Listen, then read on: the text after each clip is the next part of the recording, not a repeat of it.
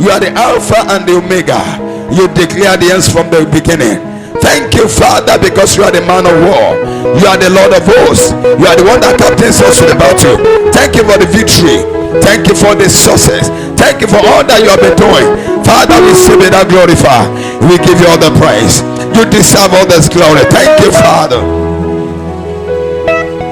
You deserve the glory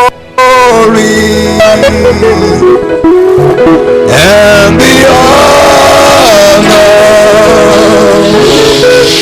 So we lift our hands in worship as we bear your holy name. Oh, you deserve the glory. You deserve the glory and the honor. So we lift your hand, Lord, we lift your hand as we worship, as we lift your holy name.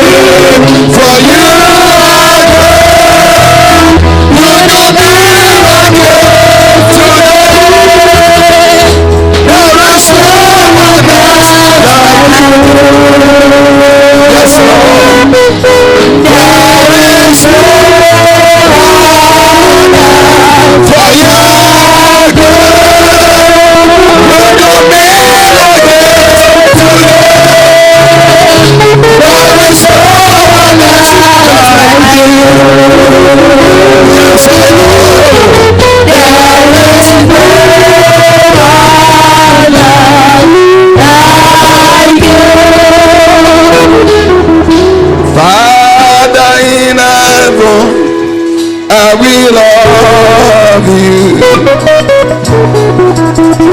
We lift your name in all the earth. Oh yes. May your kingdom be established in our presence.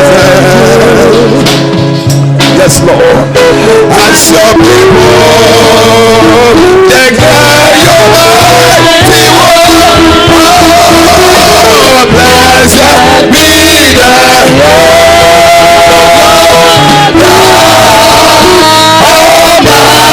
Almighty. Yes, Lord, we give you praise. Who was and is and is to come. Oh, blessed be the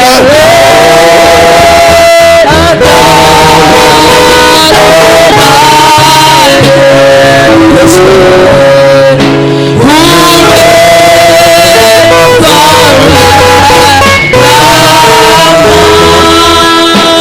Lord, I ask, oh God, that your presence and your power will envelope everyone under this verse this morning, and your name only be glorified, and the devil be put to shame in their life, in the name of Jesus. Thank you, Heavenly Father. To you, Father, be the glory. In Jesus' mighty name we worship him, and they say big amen. Put your hands together and be seated in heavenly places while we open our Bible this morning to 1 Samuel chapter number 30. 1 Samuel chapter number 30. I want to read from verse 3 to 6. So David and his men came to the city, and behold, it was burned with fire, and their wives and their sons and their daughters were taken captives. Then David and the people that were with him lifted up their voice and wept until they had no more power to weep. And David's two wives were taken captives, Ahinoam the Jezreelite and Abigail, the wife of Nabal the Carmelite. And David was greatly distressed, for the people spake of stoning him, because the soul of all the people was grieved, every man for his sons and for his daughters. But David encouraged himself in the Lord is God. In the series that we have started some weeks ago about how to live a victorious life, how to be a conqueror, we are still on it. And today I am speaking briefly on what I title to be the three stages in spiritual warfare. The three stages in spiritual warfare. The three stages in spiritual warfare. You need to understand some certain facts that everyone that is born into this world will pass through these stages if it's going to be victorious in life. Everyone that is born into this world, the Bible says in Job chapter 14 verse 1, it's a man that is born of a woman is of few days, and the few days are full of evil. So you've got to understand that even as a child of God, you are not left behind in this spiritual warfare. In fact, the reason why you are born again is because there is something that the Lord wants to do for him in the kingdom, and for you to be able to accomplish that very thing, you must engage in battle. For we wrestle not against the flesh and the blood, but against principalities, against powers, rulers of darkness, and spiritual hosts of wickedness in high places. High places. The places that you cannot get to in the physical realm, but in the realm of the spirit, you can get to it. Hallelujah. And that is the reason a child of God, you must be very, very ready. You must be very, very ready to go into the spiritual warfare and defeat the enemies. Regardless of who you are, regardless of your background, whether knowingly or unknowingly, you find yourself in these three stages. In fact, let me quickly say this. Whether knowingly or unknowingly, you find yourself in the first state, and if care is not taken, you might not find yourself in the second stage. And of course, if you don't find yourself in the second stage, you cannot be at the third stage. In the place where we have read, the Bible says David went out and he came back and met his house empty.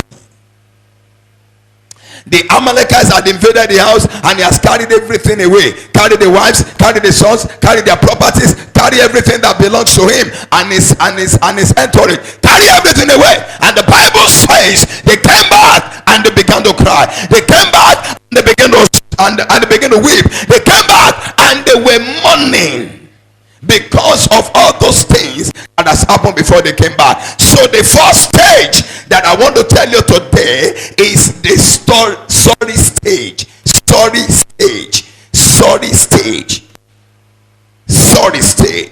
I'm going to explain that to you so that you understand very well. This sorry stage is when the enemy attack you. This sorry stage is when you are going through storms of life. This sorry stage is when you are going through things that you don't really like. This sorry stage is when probably you lose your job, probably you suffer a miscarriage, probably you are being cheated by a loved one.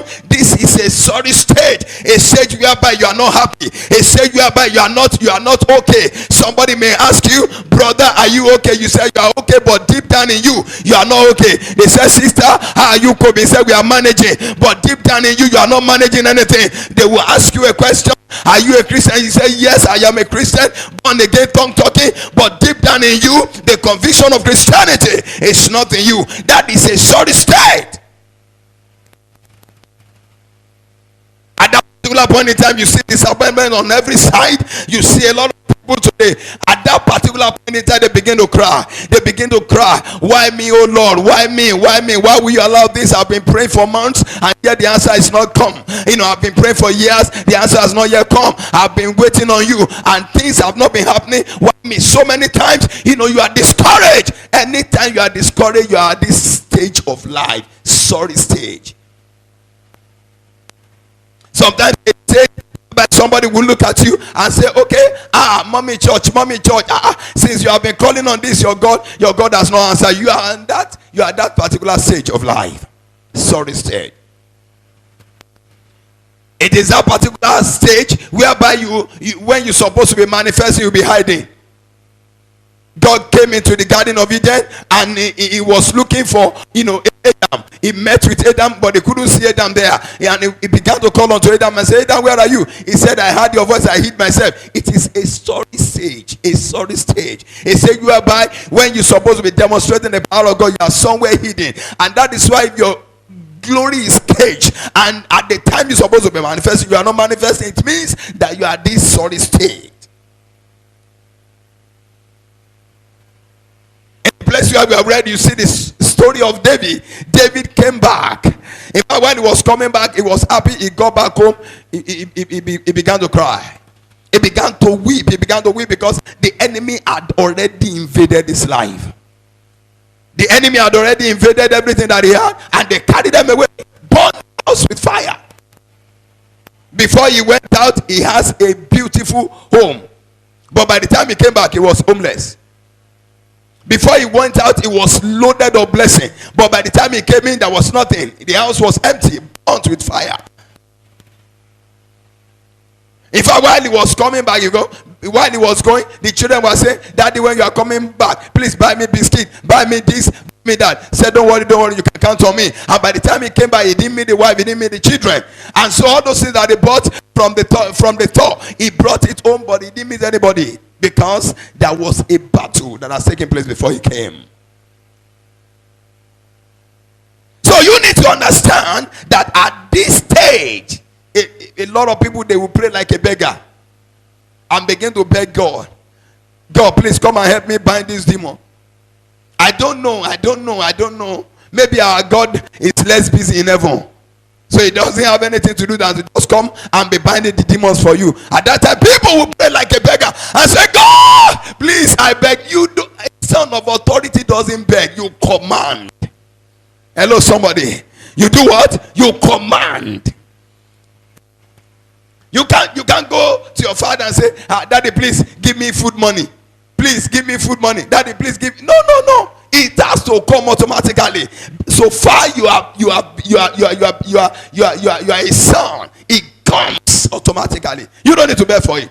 And people will now go before God and begin to beg God and say, God, please, this, give me this, give me that. That is a sorry state. It's a sorry state.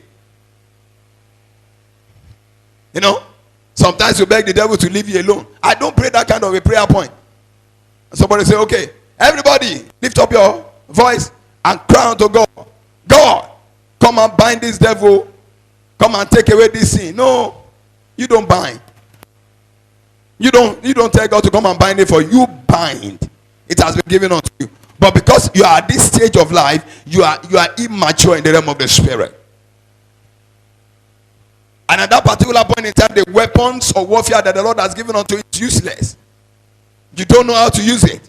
In fact, you have it at your disposal, but you don't know how to use it, because you are at the particular stage called sorry stage. It is at that particular point in time that people will come around you and begin to sympathize with you and say, "Sister, sorry, brother, sorry, I know things will get better." And at that time, before you know it, tears will be running down your cheeks. It has happened to David before. He came back. He didn't meet anything. Now, can you imagine? I read the scripture. The Bible says in Genesis chapter 1, the Bible says God created the heaven and the earth. And verse 2, the Bible said the earth was without form and void, empty. How can the world that the Lord God of heaven created become empty? And the Bible says it became empty, void, shameless, shapeless. Everything was in disarray, and there is nothing that could show forth that these are creations of God. It's a sorry stage.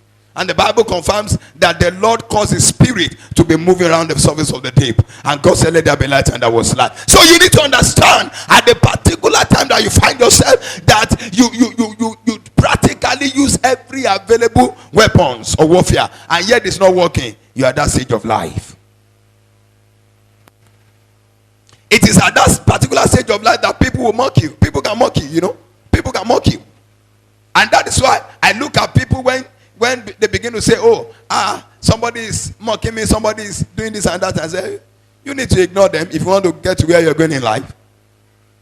So anybody can mock you. Anybody can. I told us yesterday during the leaders meeting, I told us anybody can open his mouth and say whatever he like. If you have a destination that you are going, you don't bother yourself about what people say. People can mock you at that particular point in time. Do you know the mockery, that thing that make people to mock you will soon turn to testimony? It's just a matter of time. All you need to do, just get these 3 stages. As I'm going to explain to you through the scripture, look at this place where we read. David was anointed.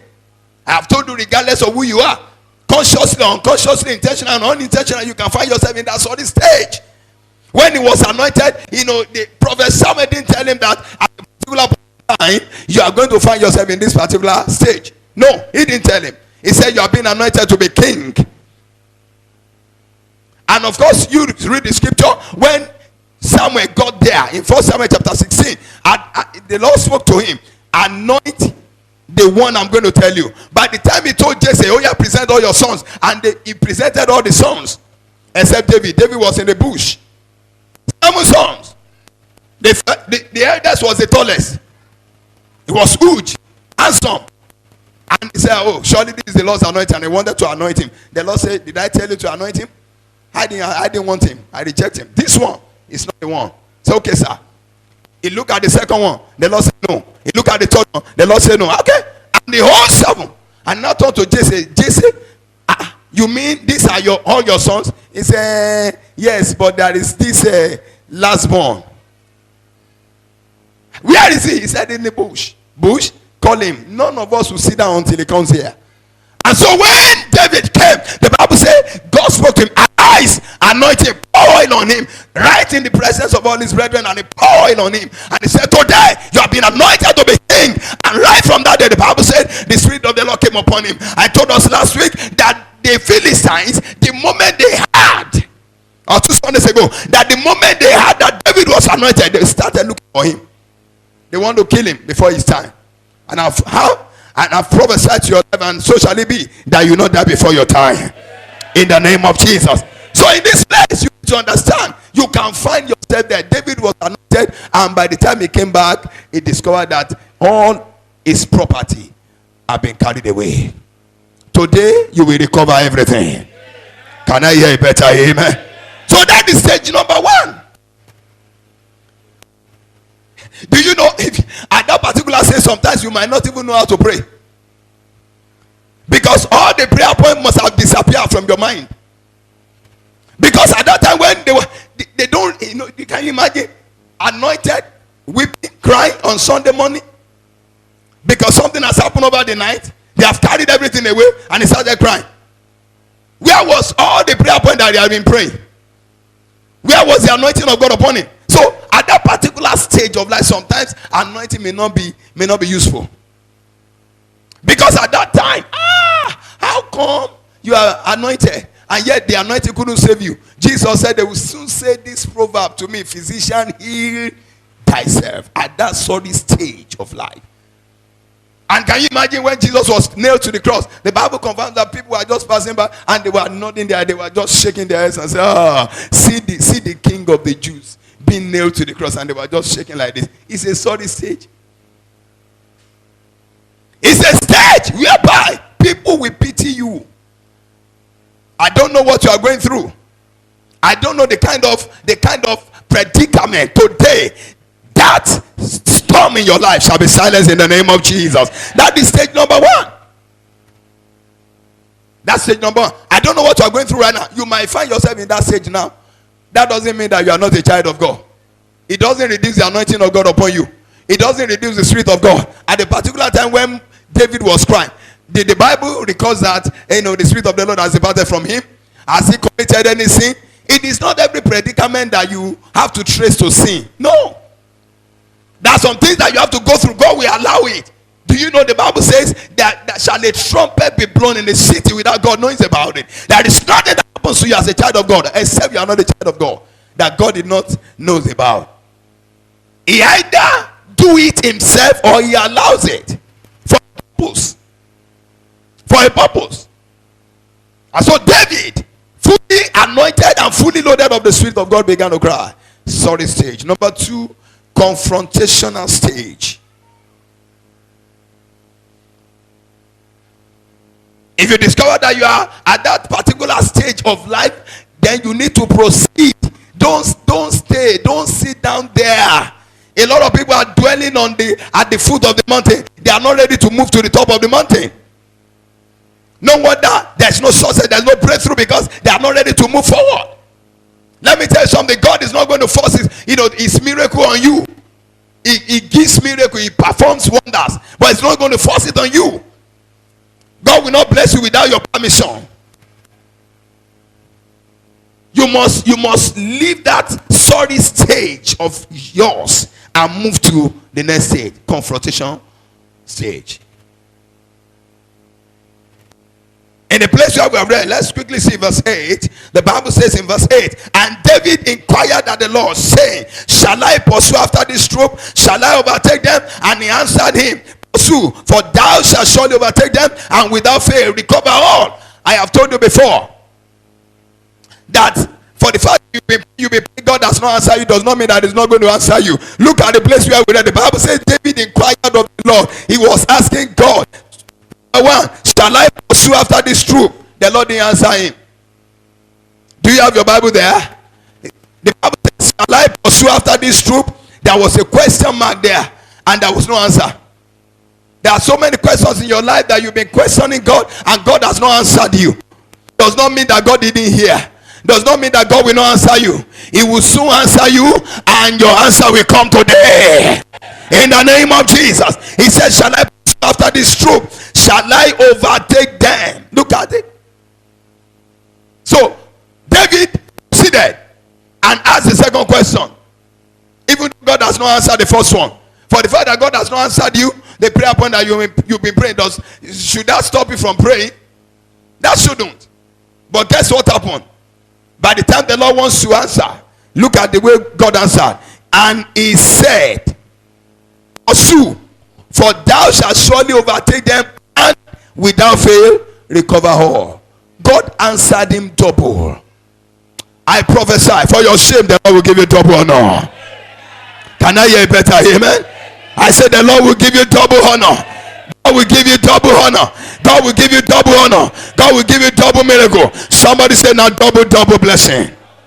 Amen. So you need to understand, confrontation means engaging the enemy face to face. Carry the battle to the gate of the enemy. Hello. You do what? You carry the battle to the gate of the enemy. Enemy, if you have not come for me, I have come for you. I have told you attack is the best form of defense. You want to defend your house, you want to defend everything that the Lord has given you. First of all, launch an attack. Don't wait until the enemy comes to your gate and begin to knock at your door. You carry the battle. Go after him. Go after him. Confrontation stage. A lot of people they are trying to dodge this stage. And there is no way you dodge this stage that you will proceed to another stage. No way. You can't dodge it. You can't dodge it. You can't dodge it. And in this confrontation, it comprises of intercession, binding and losing. It is at the time whereby you stand up throughout the middle of the night and you begin to speak in tongues and begin to tell the devil, you cannot intimidate me again. You cannot stop me again. You cannot harass me again. You cannot oppress me again. You stand up and you begin to confront. When you hear the devil coming to oppress you, a lot of people at that time will be panicking. When you're supposed to stand up and resist the devil, the Bible tells you that you should run away from the devil. The only thing that the Bible confirms that you should run away from is run away from sin. All the appearance of evil, you run away from it. But when it comes to the devil, you stand up, you resist, and it shall do what? It shall flee. Confront your confrontations. It is time for the body of Christ to just stand up, confront. Overcomers, confront, stand up, confront your confrontations. Confront the enemies of your sources. Confront the enemies of your marriage. Confront everything that is intimidating you. Confront them. Chase them out of your territory. Chase them out of your life. Command that demon to leave you alone and to stop harassing you. It's very, very shameful for a child of God, a born again Christ, child of God. You come and tell me, I'm meeting in the dream. I need to flog you.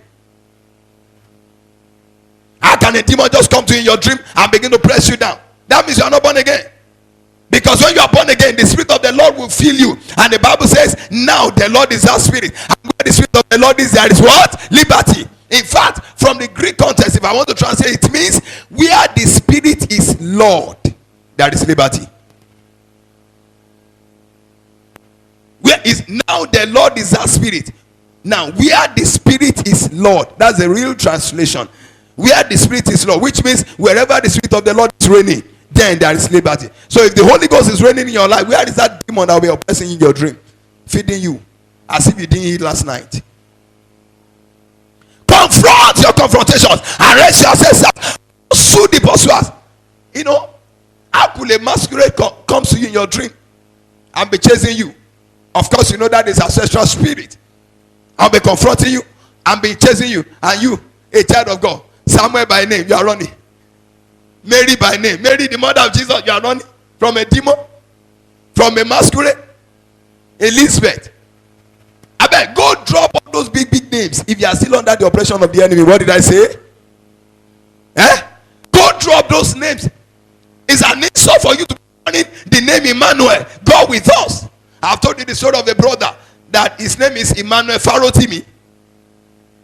Emmanuel Farotimi. Emmanuel means God with us. Farotimi means Ifa Oreku is with us. Okay. Now he was looking for a job and looking for a job. At that time I was in Bible college. I went to him. So I stayed overnight. And the Lord came to me in my dream. We were both sleeping on the bed. And the Lord came to me overnight.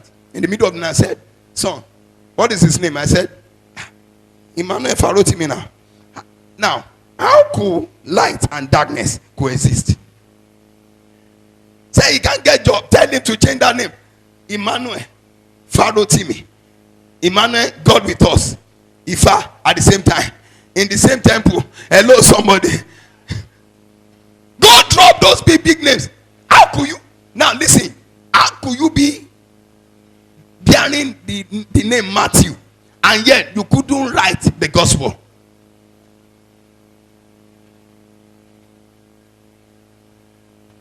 Hello, somebody.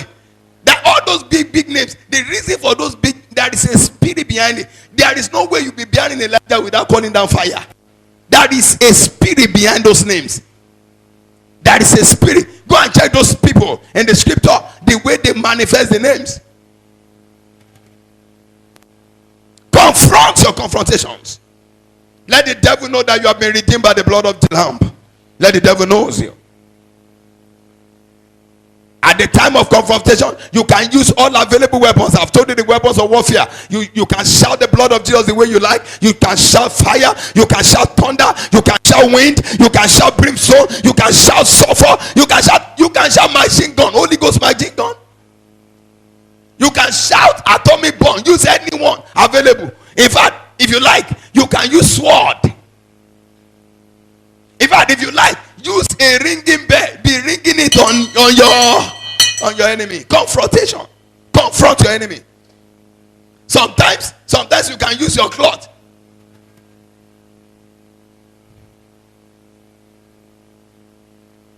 One time I dreamt and I was going, and some people, they were blocking me. I said, all of a sudden there was an handkerchief in my hand. And I began to use it on them. As I was doing it this way, I just falling down. And they slept off. Me, I left before they woke up again. You can use anything as long as you are having as an anointed of anything can become your weapon. And that's why a child of God, you must not be committing sin, because, powerful weapon in the hand of a powerful sinner is useless. Hello? Yes. Elisha, the rod to Gehazi. Go and just put it on the head of that small boy. Anointed rod that came from Elisha, the one that carries the top portion of anointing on Elijah. Say, okay, go and use it. And he went there. He put it on the head. He knocked it on his head. Because the boy refused to wake up. And knocked it the second time. Boom. The third time. Boom. He did all kinds of things. The way he can do it, it didn't work for him. And he went back. There was something on the inside of that Gehazi that would not allow the rod to walk. No wonder it left Elisha with leprosy.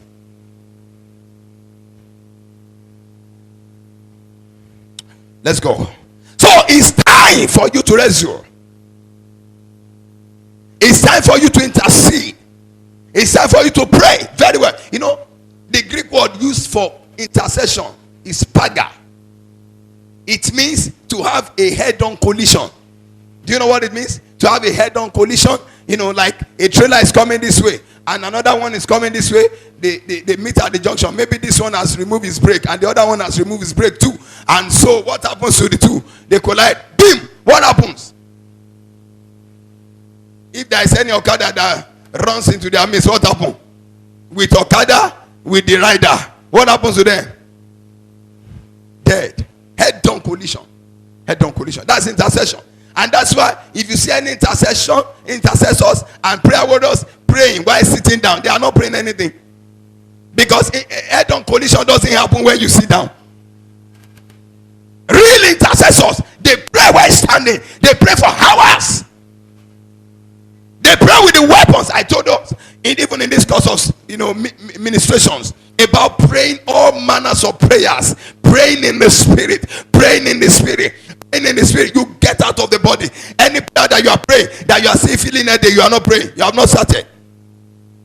Any prayer you are praying and you are still receiving call, hello, you have not started. You are breaking your communion with God to answer man. You have not started. Prayer is a serious business. When you enter, you don't leave that place until victory is won. Your victory starts in the realm of the spirit. If you can win in the realm of the spirit, you can win in the realm of the flesh. But if you cannot win in the realm of the spirit, forget. It's time for you to rise up. Now it's time to stop being nice. As a Christian, you need to be brutal. Brutal. The word resume means brutal. You attack brutally. You should be wicked. You can't see wrestlers when they are fighting. You know, sometimes if you, I'm not yours, do watch wrestling here. I don't used to, but okay, but at least I watch it once. You see, what somebody can just come around and say, oh, this is the person I'm going to, even though they were friends, but the moment it is announced that both of them are going to fight, I tell you, they become enemy right from that day. And by the time they get to the ring, the way he's going to defeat the other will be what will be in his mind. Is that right? Sometimes someone can just come with subtlety, with deceit, and say, okay, take an handshake. If that one is not wise enough and he stretch forward his hand like this, he can start from there and jack him, and the fight starts. It's a time whereby you need to be aggressive in your prayers. You need to change the way you are praying. David, the Bible says, he inquired from God, should I pursue? The Lord, okay, pursue and you recover. Do you know who you are? You don't know. Let me tell you, Jeremiah 51:20. He said, thou art my battle axe, the weapon of war to destroy kingdoms. Thou art my battle axe. What does it mean? It means that as you are seated right now as a child of God, you are a battle axe. In other words, God can just pick you and use you as his own battle axe. Now, if you are the battle axe and one useless demons come around and be oppressing you, that means you are no more an axe of God. He said, thou art my battle axe, the weapon of war to break in pieces the nation and to destroy kingdom. The kingdom, which kingdom? Satanic kingdom.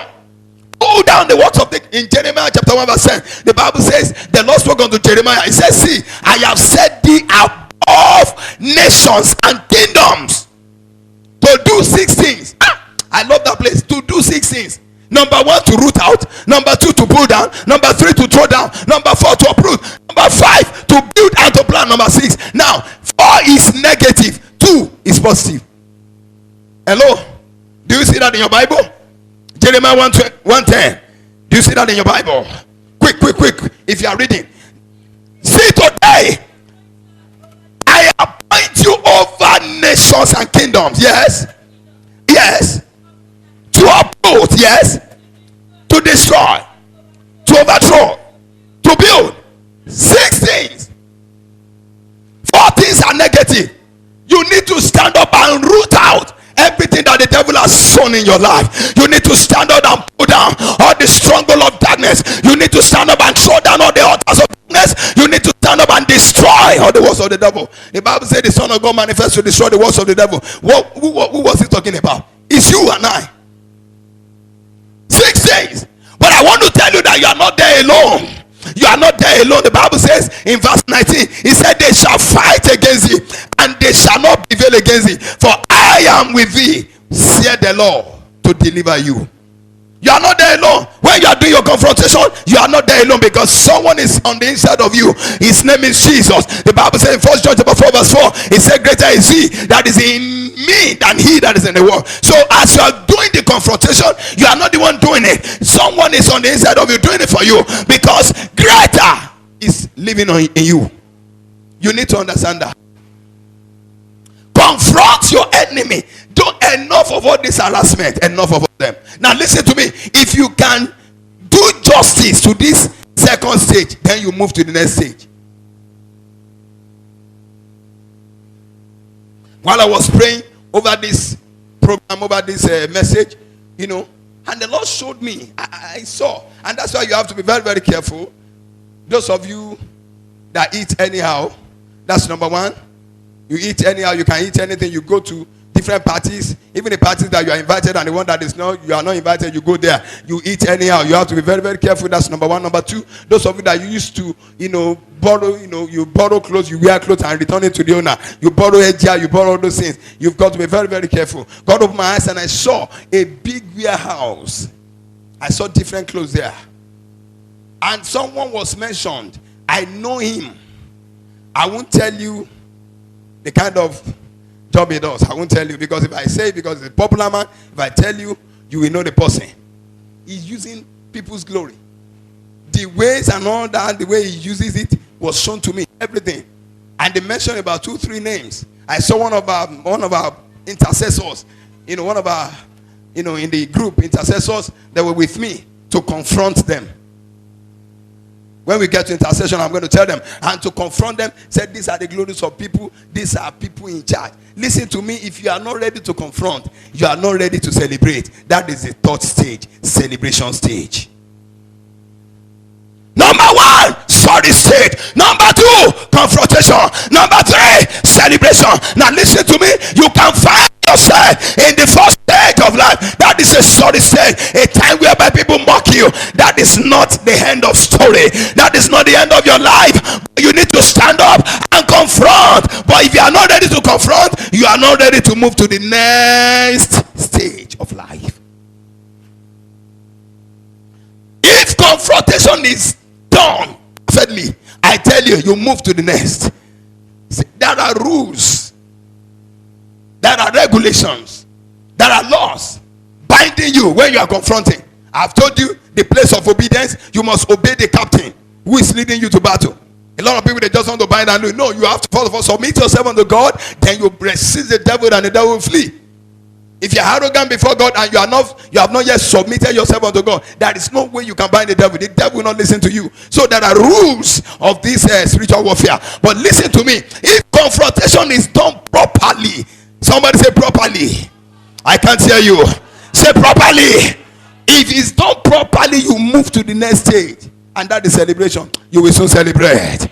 Can I hear a better amen? I have made up my mind.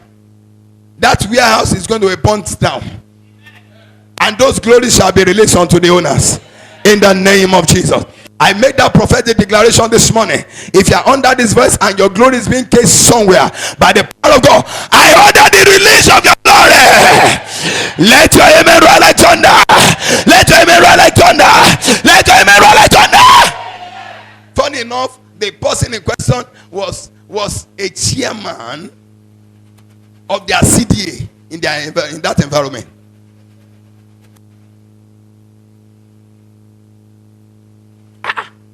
I said, see, this man is a popular man.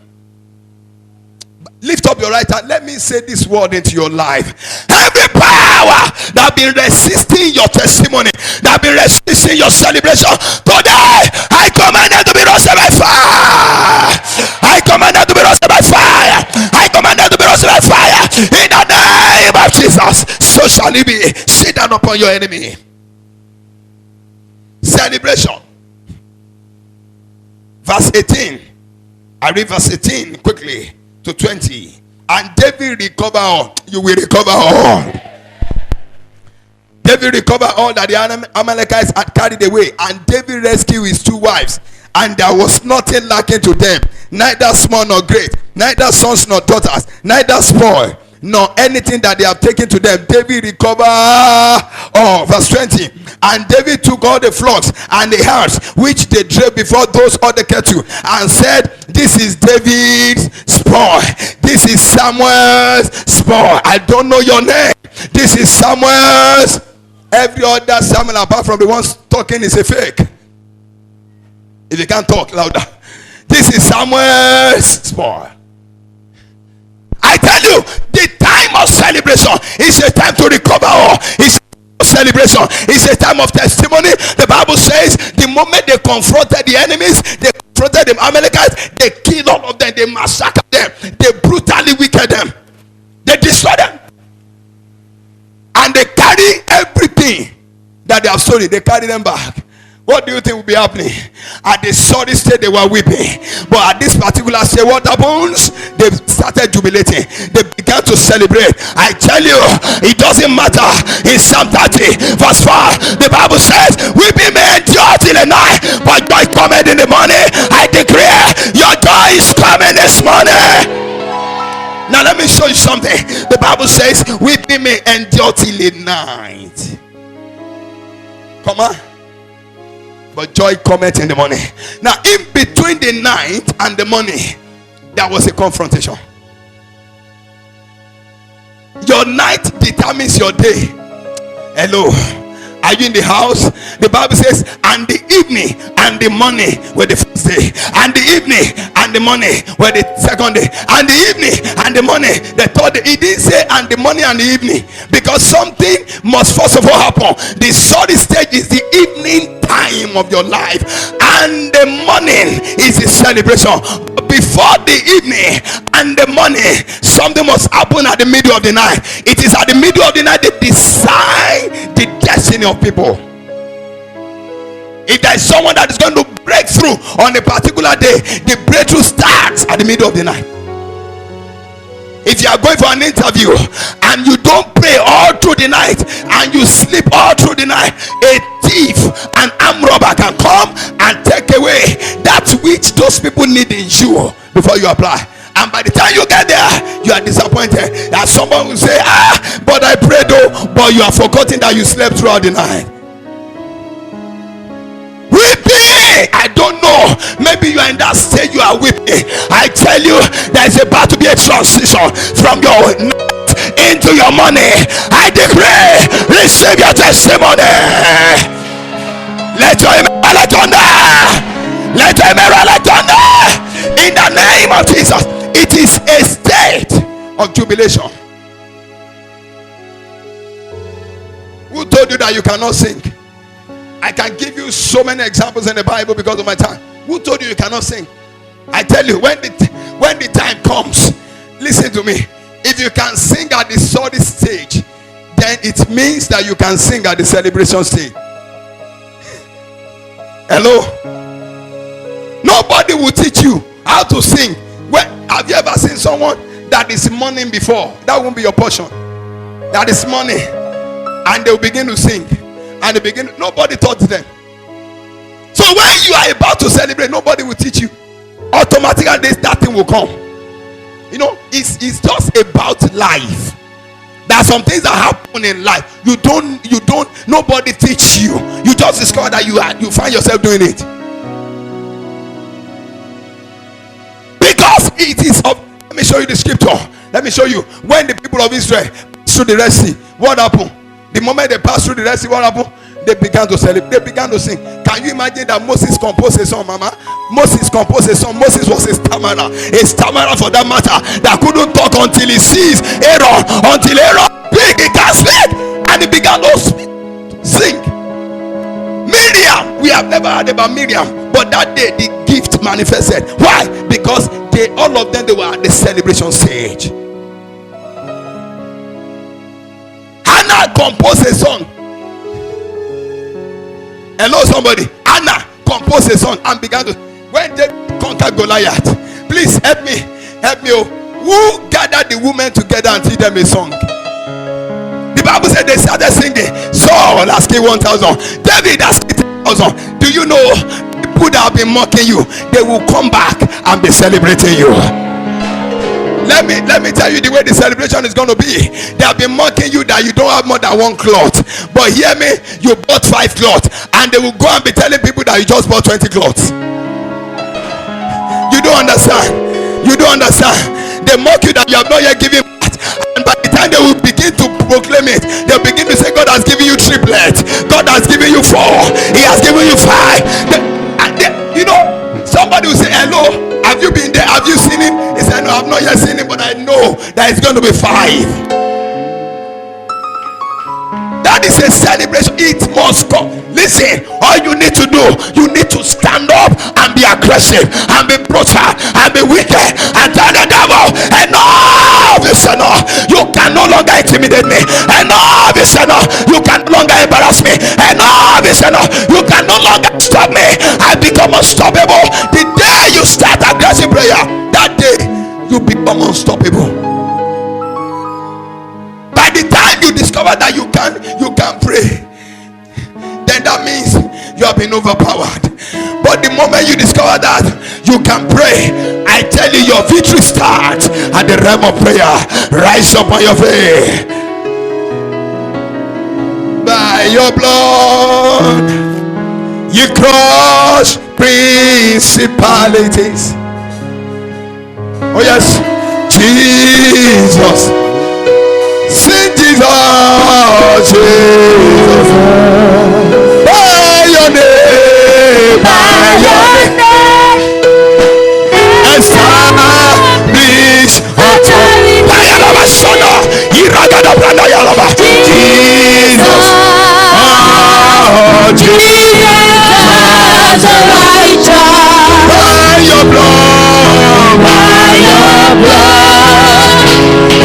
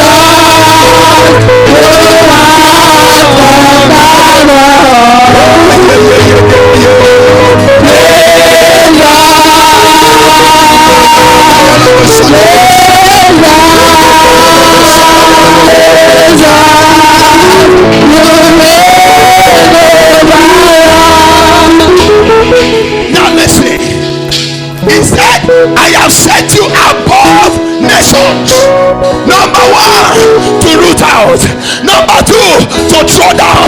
Number 3, to destroy. Number 4, to uproot.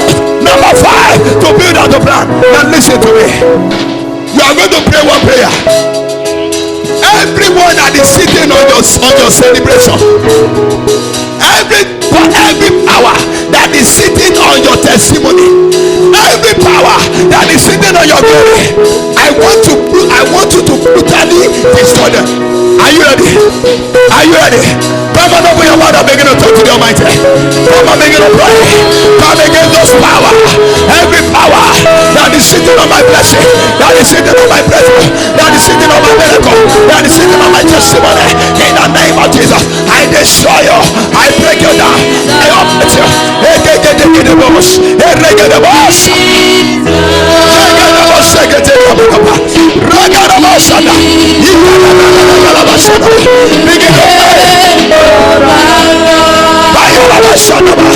Every power that is sitting on your mission, I decree, let them be destroyed. Let them be destroyed. Let them be destroyed. Check it.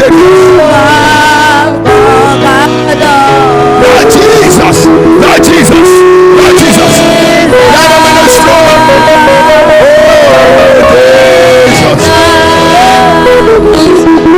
Oh Jesus,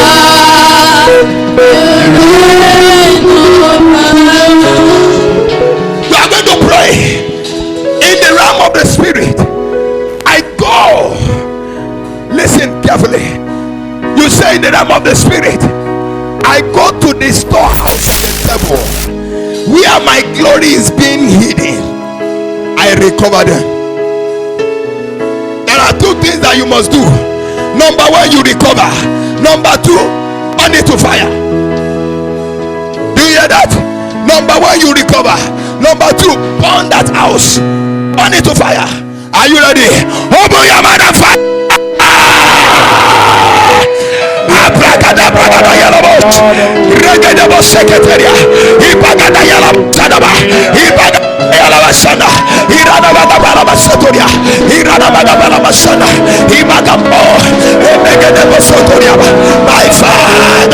My Father,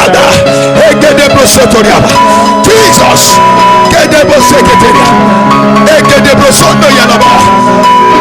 I destroy the house and I recover all the blessings.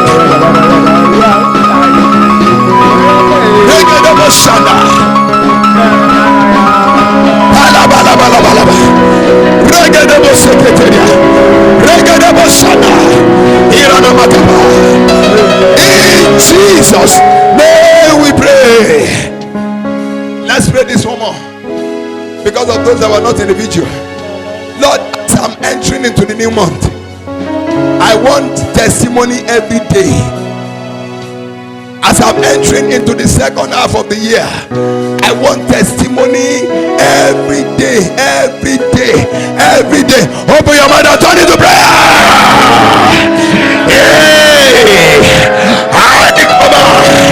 Every day, testimony. Every day, testimony. Every day, testimony. Every day, testimony.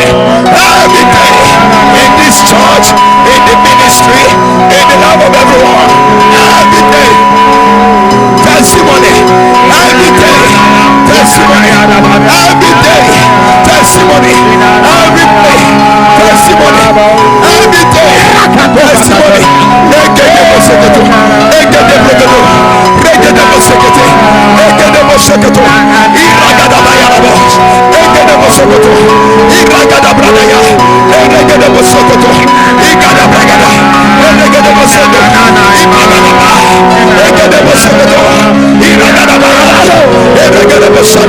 In the name of Jesus, every day testimony, every day testimony, every day testimony, every day testimony, every day testimony. In Jesus' name we pray. Brethren, now listen. The Bible says the secret things belongs to the Lord. The one that He has shown unto us belongs to us and our children. If you can see the invisible, you can do the impossible. If you have access to revelation, you will have access to your glory. The next time I'll be ministering on the place of revelation in spiritual warfare. Lift up your two hands and let your amen roar like thunder. Wherever your glory is being caged, wherever your glory is being caged, wherever your destiny is being caged, wherever your blessing is being caged, I command fire of God to burn them and release your blessing to you. I command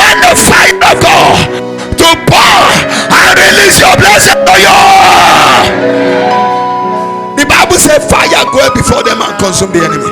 Therefore I command in the name of Jesus, the fire will burn and your testimony shall be released.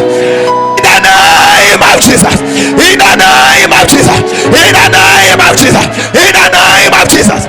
As from today, every power that is sitting on your admission, I decree today, that power is roasted by fire. Every power that is sitting on your business, I command that power to be roasted by fire. In the name of Jesus, so shall it be. It is well with you. I bless every one of you in the name of the Father, in the name of the Son, in the name of the Holy Ghost. So shall it be. In Jesus' mighty name, I prophesy. Be seated, put your hands together. Hallelujah. Hallelujah. Hallelujah. I challenge you. I challenge you that you need to be more aggressive. Go in the strength of this word. Go in the strength of the anointing of the Holy Ghost. The Lord will go with you. Go and confront them and recover everything. And make sure that as from tomorrow, be expecting testimony. I have prayed for you, and I'm saying it again. As from tomorrow, every day you will be coming with testimony. You will be coming with testimony.